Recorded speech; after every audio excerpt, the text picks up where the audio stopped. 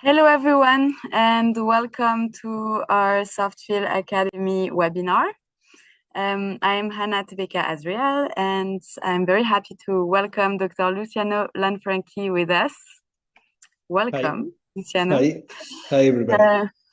I'm going to slowly introduce Dr. Lanfranchi and give you a few guidelines on how the webinar will go, just to give a bit of time for everyone to connect.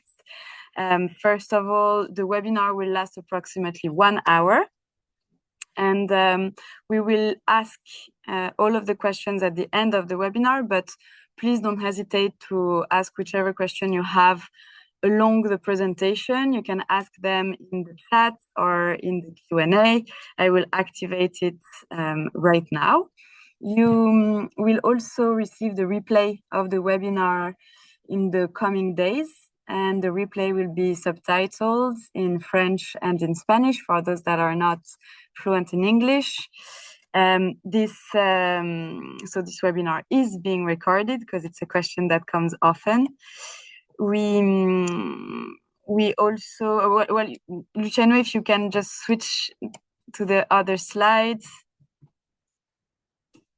I'm going to tell you a bit more about our speaker tonight. So Dr. Luciano Lanfranchi, he is a plastic surgeon from Italy. He is from Italy, but also Argentina, a board-certified plastic surgeon who worked in South America and Europe, and he's the founder of the Plastic and Aesthetic Surgery and Medicine in Milano, Italy, and in Dubai. He's a member of the American and European Plastic Surgery Association. Dr. Lanfranchi has extensive experience in cosmetic, reconstructive surgery, and in cosmetic medicine. He is a KOL, and he's been a KOL for SoftFil for many years, using our brand for many years. So we're very thankful to have him with us. He's a lecturer, a trainer in plastic and cosmetic surgical and medical procedure, and he has published a number of scientific papers in international journals and magazines. So tonight we are going to speak about the body mainly, but Dr. Lanfranchi is going to tell you about his whole journey with cannulas, with SoftFil Cannulas in particular, and he will introduce our range mostly focused on the body. So I'm sure you will learn a lot. You will see it's a very rich presentation. We're very excited about this webinar. Again, please don't hesitate to ask all of your questions in the chat and or in the Q&A, and you will receive the recording in the coming days. Thank you, and Dr. Lanfranchi, you have the floor now. Thank you very much, Hannah. It's a big pleasure to be here with you. Good afternoon, good morning, good night, good evening for everybody. And it's a big honor to be here. Yes, and you mentioned before, I will try to explain my trip, my experience with the cannulas from the medical and the surgical way. We call this webinar Shaping Body Aesthetics, Surgical and Non-Surgical Approaches with Cannula. And then we added from face to body. Why from face to body? Because that's where everything started. Okay, generally I started injecting and using the cannulas for the face, and then I shifted to the body as soon as we had new products and new cannulas. And this is something, as I will share with you, that I generally use practically every day. SoftFil is every day with me. That's the truth. And why? Because as I show you, I'll introduce the entire gamma, and we have many possibilities to choose, many different cannulas, and that helps us a lot to work better and to obtain better and safer results. As a surgeon, I perform both surgical and non-surgical procedures, as I said before.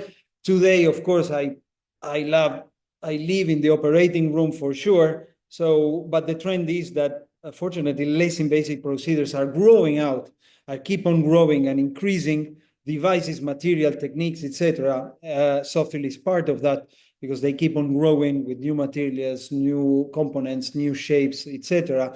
And it is true that there are differences between the surgical and medical procedures, but there are some of them that can be reproduced in a non-invasive way or in a medical one to obtain for sure better, long-lasting results and safer. Why do I use micro-cannulas? Well, it's as Hannah said before, it's a true long story. I was there since the very beginning. We need to differentiate, distinguish between the needle and the micro-cannula, which are the two ways that we can inject the products today. For example, let's talk about or think about the hyaluronic acid. As we know, the needle has a sharp tip. It's rigid, and we need to make multiple entry points. If we compare it with the micro-cannula, well, it has a round tip, it has the flexibility, which for me is mandatory, as I will show you, and of course, fewer entry points. More safety, yes, of course, and it's not me that I'm telling you, but it's what has been published along these years. And out of 1.7 million of injection, the risk of vascular occlusion was excessively lower with a micro-cannula than with a needle. That is 1 every 6,410 per needle, if compared to 1 every 40,882 per micro-cannula, which is 77% reduction in vascular occlusion rate with cannulas, which is a lot, really. And that reinforces the concept, of course, of the safety. The sharp needle techniques showed a high risk of complication with intra-arterial injection, even though the needle tip was positioned to the periosteum. You can see it, and I invite you to read the paper, which is really interesting. This is what we have to avoid and what can happen. Still, I listened around many unfortunately, around the world in many congresses, there are still some colleagues that don't even aspirate. Well, I must tell you that I had positive aspirations, like I think many of you, and just think what could happen if you don't aspirate. So that's the question. So that's why I prefer to use the cannula, which I feel safer. And as I'll show you, I'm showing here the injection in deep piriform with a pre-periosteal artery. And I show you how I changed my way of approaching the deep piriform with the cannulas later.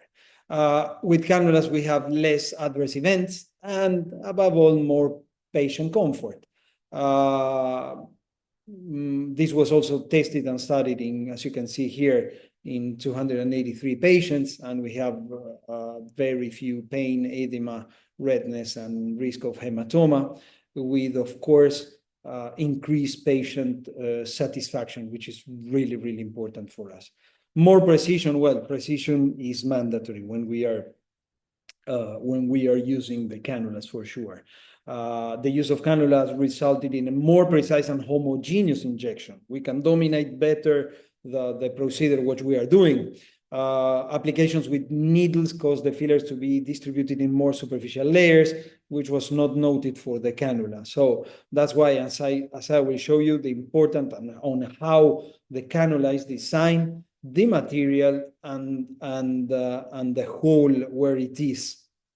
Of course, I started using that in the face, as I said in my first slide, and we need to know the architecture of the face that we all know very well. Skin, superficial fat compartments, muscles, deep fat compartments, bone, and of course we can reach them all with the cannula. And in a very, I would say, not only reach them, but we can feel them, which for me, it is very important. Of course, different levels, as you can see in these 3 videos, in which one we can dominate the entire face and the entire levels, okay? You see here in the right, in the right part, a complete subcision of the superficial and superior and inferior lips to counteract or to treat the barcode. So this is something that can be only done with the cannula, but you need the right cannula. You need the right cannula because you need to dominate it, you need to feel it, and we need to feel here that we are performing a subcision of the retina coracutis at the right way.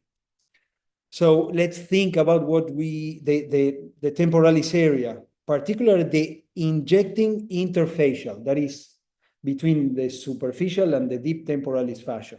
Okay, we need to feel the tissues and respect them. That's why it's very important to feel the superior temporal septum, as we can see here. You see here, my entry point, it is medial to the septum, because it is something that, as you can see here, I want to feel the click. You can see it here, 3, 2, 1, I feel the periosteum, and tack, I'm inside. And I'm sure, playing with its flexibility, that I'm covered by the superficial temporalis fascia, and I'm covered enough, and I'm at the right level. Why? Because this is the area that we want to treat. We know that the forehead periosteum after the superior temporal septum goes transform, and the prosecution is the deep temporalis fascia, and the gallia pneumatical after the superior temporalis septum is the superficial temporalis fascia. Here I wrote, feel the tissues and respect them. Why? Because we feel the periosteum, we glide it through the superficial temporalis septum, and we are over the fascia. Respecting what in this case? Simple, the superficial temporalis artery, which is where? Superficial temporal fascia. So I said before, many things can be done in a medical way. Many surgical, let's say, techniques or things can be reproduced somehow in a medical way. Yes, and let me think about immediately the medical nose reshaping with one entry point and with the right cannula, the right flexibility, and the right product, of course, that we are injecting, we can dominate the entire nose. And this gives me more safety, makes me sleep better during the night, because we know the risk that we have, particularly when we are injecting the nose. So we can do many, many things, as you can see here: open nasolabial angle, columellar reinforcement, tip definition projection, dorsum treatment, etc., etc., etc. One entry point, we play with the flexibility. The flexibility for me in every part of the body with the cannulas is mandatory. Something that with the surgical ones, we rarely can do that because they are more rigid, but that's another chapter. I will explain to you later when we talk about surgical procedures. So same thing, think about the dorsum reshaping. We can dominate it completely. Playing with what? With its flexibility, as you can see here, okay? We can go even away from the central line, pressing contrary to the way we want the tip of the cannula to go. So in that case, helping us with the non-dominant hands, we can even have even more precision. But you need the right flexibility, the right balance between the rigidity and